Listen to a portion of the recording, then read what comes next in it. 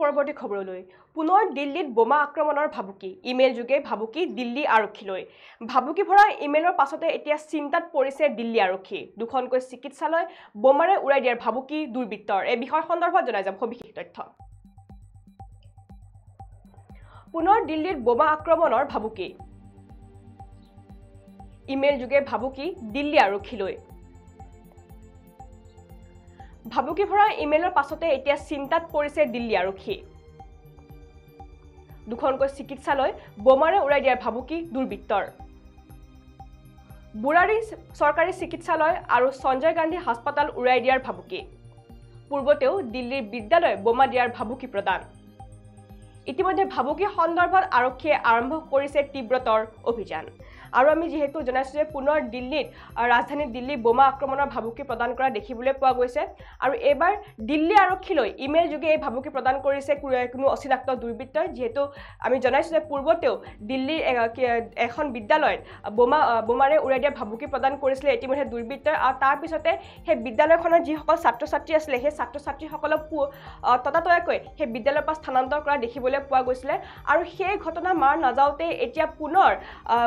ভাৰতৰ ৰাজধানী দিল্লী উৰাই দিয়াৰ ভাবুকি প্ৰদান কৰা হৈছে ইতিমধ্যে ভাবুকি ভৰা ইমেইল প্ৰদান কৰা হৈছে দিল্লী আৰক্ষীলৈ অৰ্থাৎ দেওবাৰে দিল্লী আৰক্ষীলৈ এটা ইমেইল যোগে ভাবুকি প্ৰদান কৰিছিল যে দিল্লী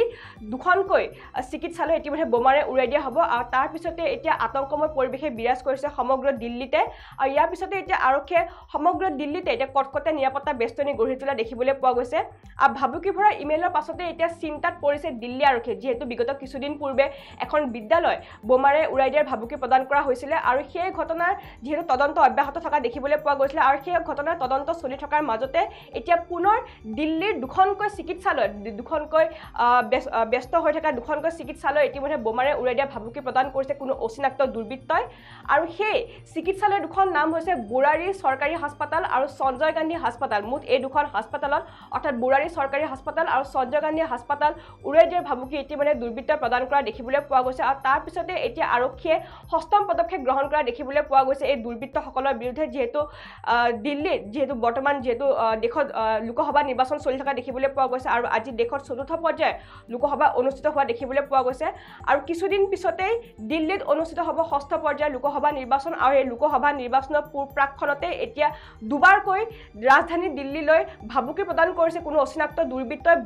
বোমা দিয়াৰ অৰ্থাৎ পূৰ্বতে দেখিবলৈ পোৱা গৈছিল যে এখন বিদ্যালয় বোমাৰে উৰাই দিয়া ভাবুকি প্ৰদান কৰা হৈছিল আৰু এইবাৰ পুনৰ দুখনকৈ হাস্পতাল বোমাৰে উৰাই দিয়াৰ ভাবুকি প্ৰদান কৰিছে কোনো অচিনাক্ত দুৰ্বৃত্তই তাৰ পিছতে এতিয়া চিন্তাত পৰিছে দিল্লী আৰক্ষী কিন্তু তাৰ সমান্তৰাললৈ এতিয়া এই বিষয় সন্দৰ্ভত এই ঘটনা সন্দৰ্ভত আৰক্ষীয়ে তদন্ত অব্যাহত ৰখা দেখিবলৈ পোৱা গৈছে আৰু ভাবুকি সন্দৰ্ভত ইতিমধ্যে যেহেতু শেহতীয়া যিটো ভাবুকি প্ৰদান কৰিছে কোনো দুৰ্বৃত্তই যে দুখনকৈ হাস্পতাল বোমাৰে উৰাই দিয়া হ'ব আৰু সেই দুখন হাস্পতাল হৈছে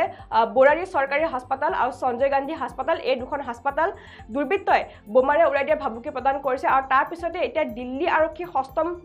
হৈ পৰা দেখিবলৈ পোৱা গৈছে আৰু এই ভাবুকি সন্দৰ্ভত আৰক্ষীয়ে ইতিমধ্যে তদন্ত অব্যাহত ৰখা দেখিবলৈ পোৱা গৈছে আৰু ইয়াৰ সমান্তৰালকৈ সমগ্ৰ দিল্লীতে এতিয়া কটকটীয়া নিৰাপত্তা বেষ্টনী গঢ়ি তোলা দেখিবলৈ পোৱা গৈছে যিহেতু দেশত বৰ্তমান চলি আছে চতুৰ্থ পৰ্যায়ৰ লোকসভা নিৰ্বাচন আৰু